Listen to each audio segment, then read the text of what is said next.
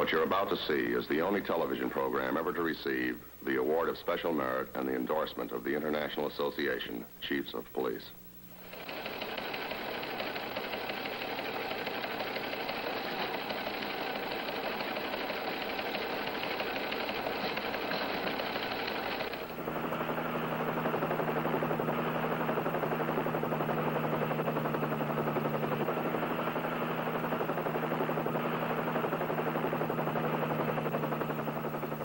Burbank, California, immediately adjoining Los Angeles, part of that mythical community called Hollywood.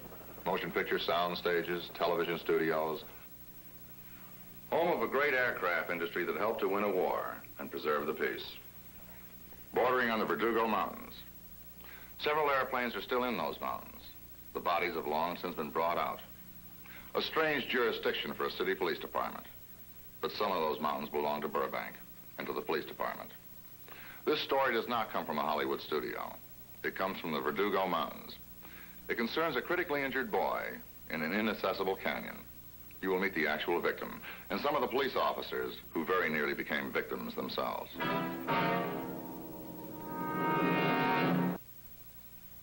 Have you ever reflected on the events of your childhood?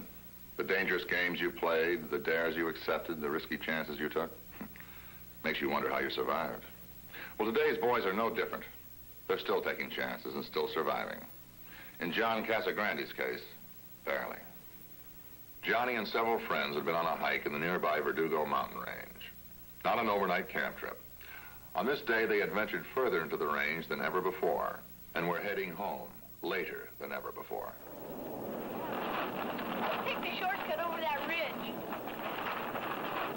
We've never gone that way before. We'll find our way.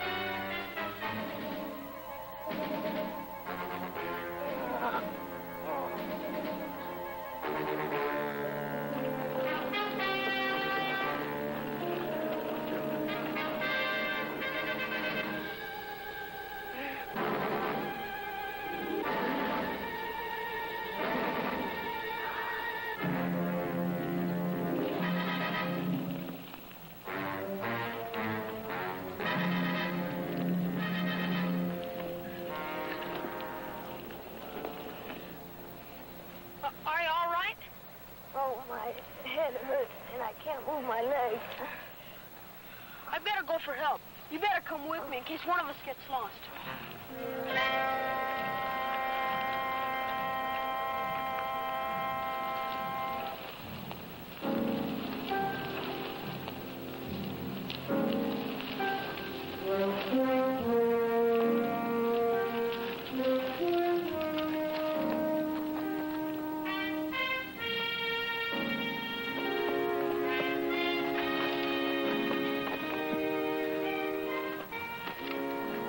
We'll be back soon, Johnny. Don't worry.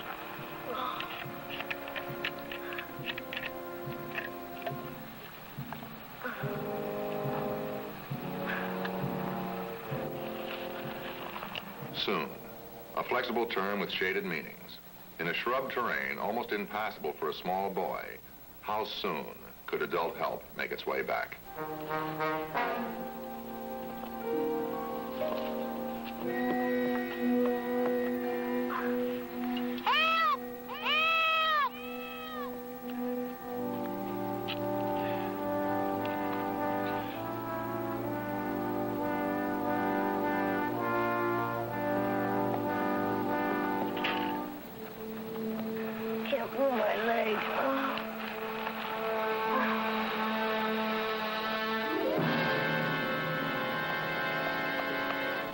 This lady is not an actress. She is Mrs. John Casagrande, the mother of the boy who lies critically injured in Bryce Canyon. Casagrande! The backyard! Casagrande! Johnny fell at Bryce Canyon. Oh.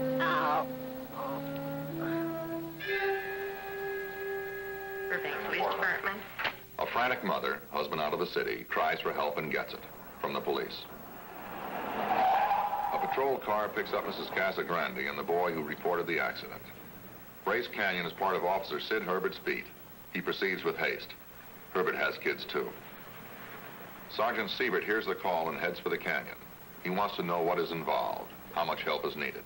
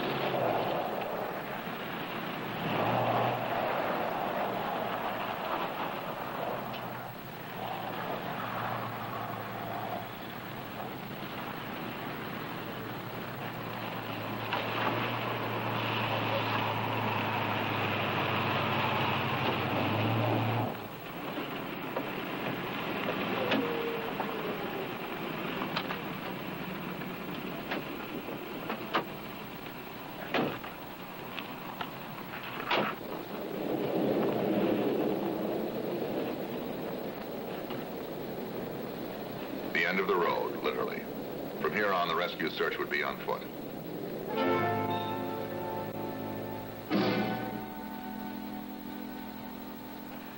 How bad is he injured, son? Well, he's all scratched up and his head's bleeding, and I think he's got a broken leg. Anyway, he can't move. Can you lead us to him? I think so. We never came that way before, and I ran all the way down. Well, you better go and I'll get some additional help.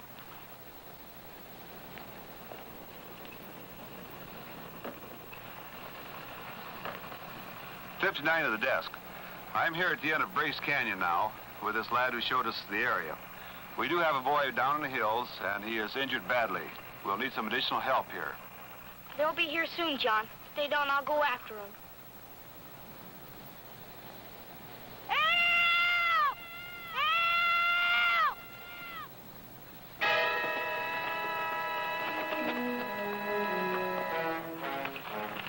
Which one is it? I think that's the one. Then you better take the one to the left just in case. Right.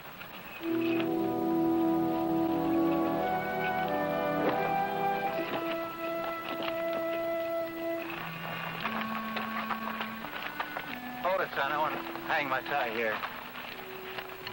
I'm too slow. I'm holding you back. Please hurry to my boy. All right, you go back to the car and rest. We'll find Johnny.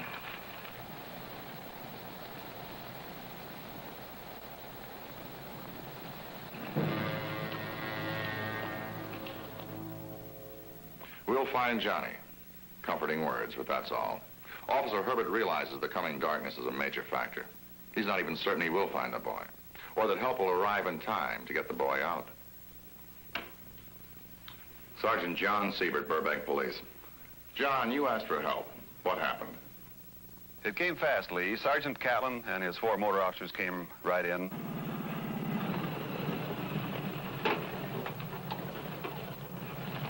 What do you got, John? We've got a boy down in the hills up here. I'm afraid we're going to have to carry him out.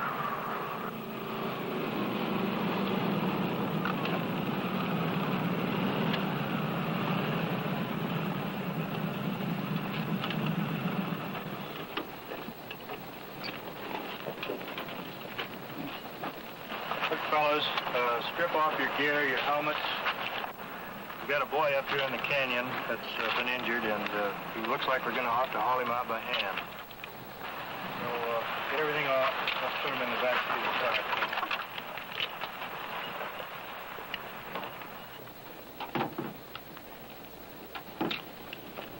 Hi, Captain. Hi. What do we got?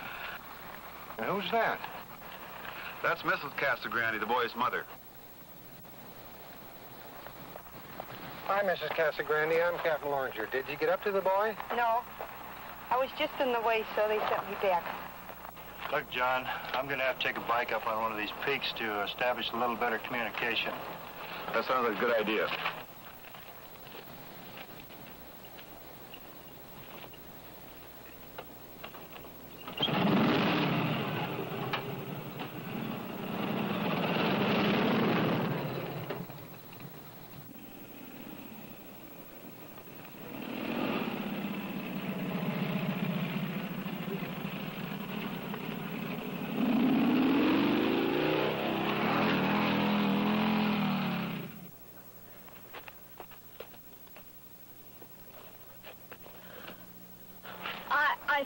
came that way. But I'm tired. I don't want to go any further. All right, son. You've had a long day. Why don't you go back down to the cars and rest? And be sure to keep to the left. Okay.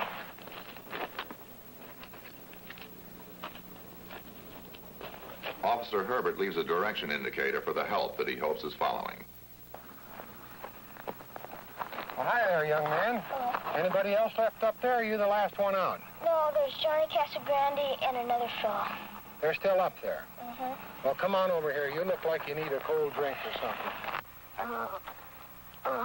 Johnny, I'm going for help. No. I've got to. You need a doctor. I'll bring somebody back, Johnny. I promise.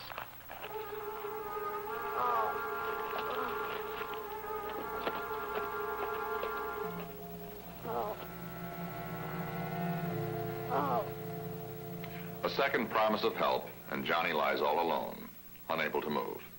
Just 11 years old, head throbbing, leg aching, heartbreaking.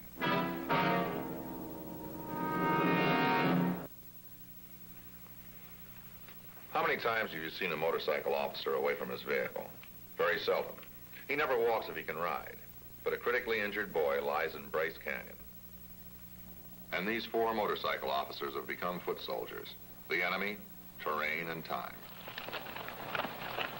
We'll park up this way and one up here. Here, Herbert's car. Let's go this way. Okay.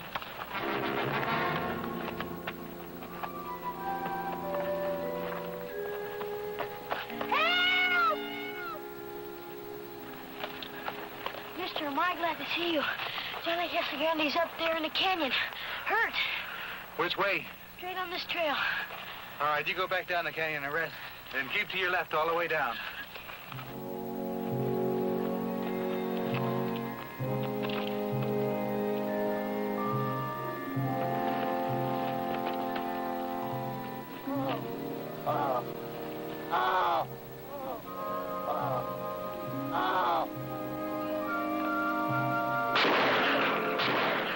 Hey, you found the boy.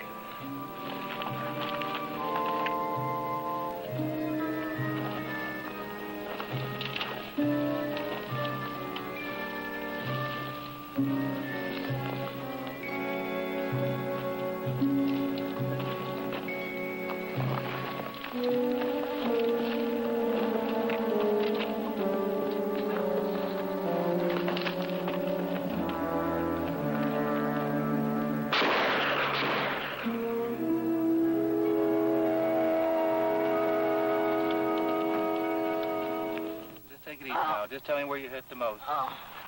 Is it your leg? Is it your leg here? Yeah. All right, now I'm going to turn you over here. That's it. That's it. Now relax. Take it easy. Everything's going to be all right. Here, let me get you the shirt here. Now just relax.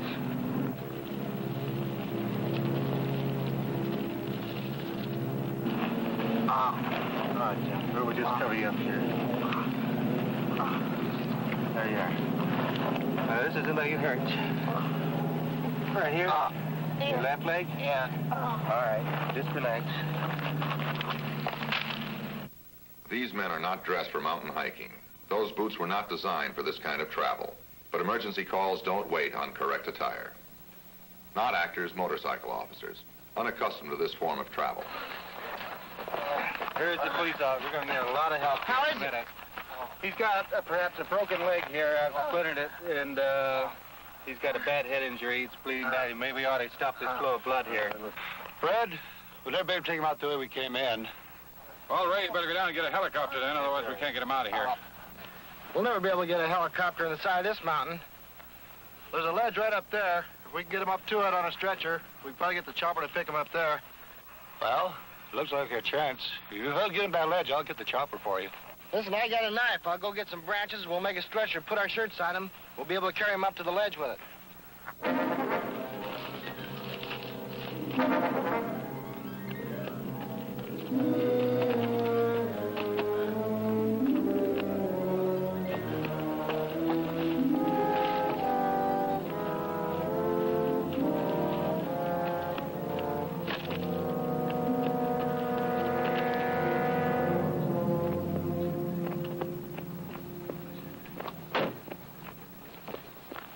Captain Lawringer. Did you find my boy? Oh, yes, Mrs. Cosgrande. We found your son, ma'am. I think he has a broken leg. Captain, we're going to need a helicopter to get the boy out. It's pretty rough in there. It's that bad. Well, Sergeant, why don't you see if you can get a hold of the Los Angeles County Sheriff's Office, have the station call them, see if we can get their helicopter. It's a rare day when a helicopter can't be rented or borrowed from some source, but there are such days. The sheriff's helicopter crew cheerfully agrees to help if they can complete their mission in the Santa Monica Mountains and get to the command post in time, before dark. Siebert gave the bad news to Captain Lawringer. Captain Robert Lawringer, you had a problem, Bob. The only solution we had at the time was hope. We hoped that the helicopter would arrive in time to help us get the boy out. We hoped that our officers at the scene would be able to get the boy to a position where the helicopter could pick him up. And we certainly hoped that if the helicopter failed us, didn't get here, couldn't get him out, we'd be able to get supplies in, medicines, blankets, things to keep the youngster comfortable overnight. Captain Lawringer hoped, but knew in his heart that if darkness came, there would be no way of getting supplies or medical attention to the boy who lay in the canyon, suffering a concussion, bruises, abrasions, and a dislocated hip bone. I think he'll be here in just a few moments. If any of you fellas slip while we're hauling this boy up the hill, let go so you don't pull us all down. Right. There he comes, right there.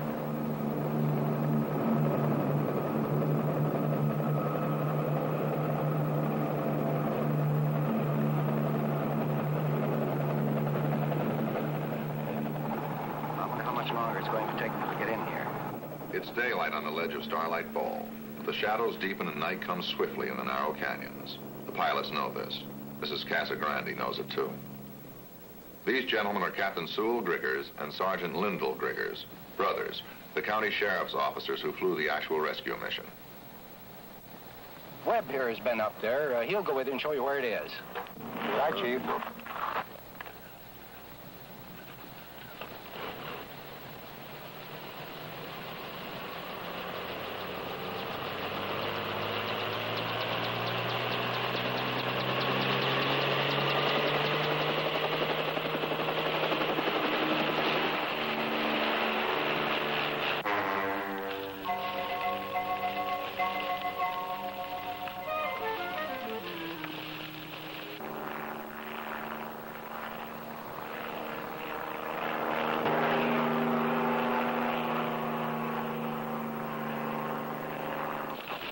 Travel on this steep terrain is 2 forward and 1 back, almost a treadmill, a vertical treadmill.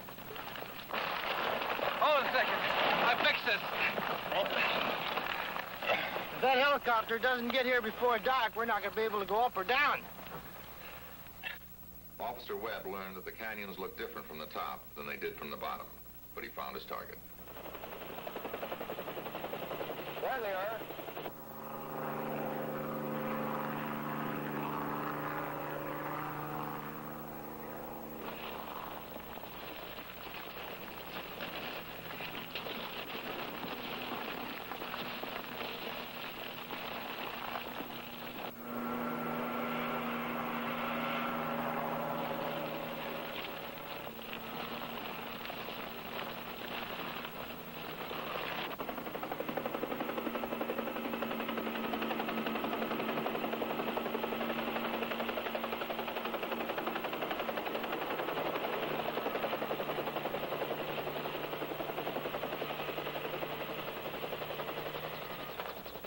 Officer Webb had done his job. The success of the rescue now depended on Captain Griggers and the amount of daylight left.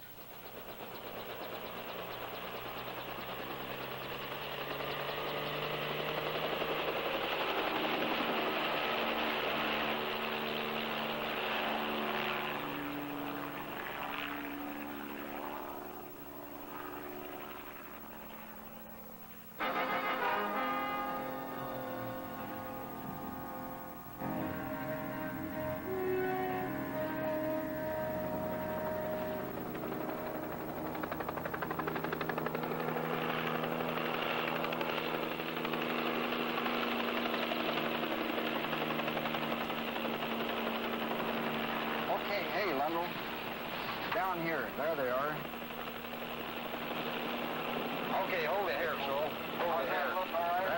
good, Dorothy. Just move over just a little closer this way.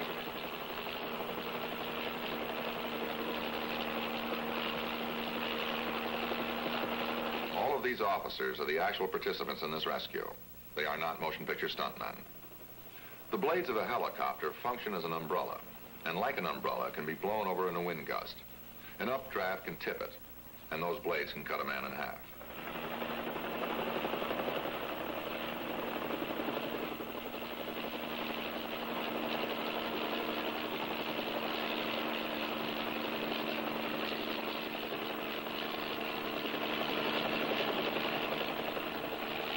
This is precision flying at its very finest.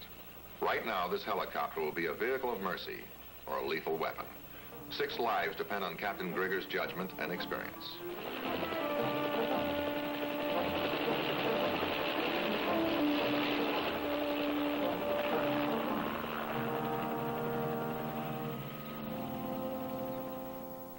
A happy ending for some exceedingly brave police officers.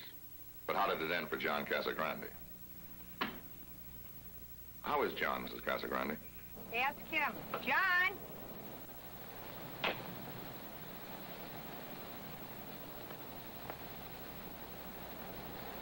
How are you feeling, John? Well, I batted .320. That sounds like a complete recovery.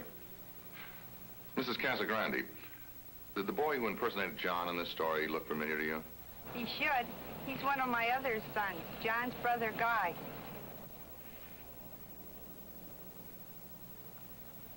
Our thanks to Sheriff Peter J. Pitchess of the Los Angeles County Sheriff's Department for their wonderful cooperation in the reenactment of this actual rescue mission. In a moment, Chief Rex Andrews of the Burbank Police Department.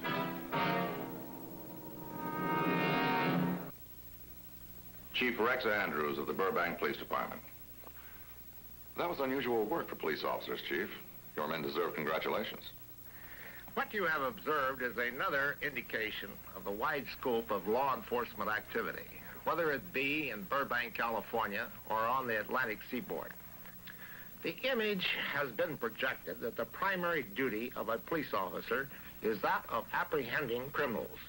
Actually, about 95% of his time is spent in being of service to the community. In order to do this, he must make decisions. These decisions are generally made under emotional stress and without supervision. Thank you, Chief.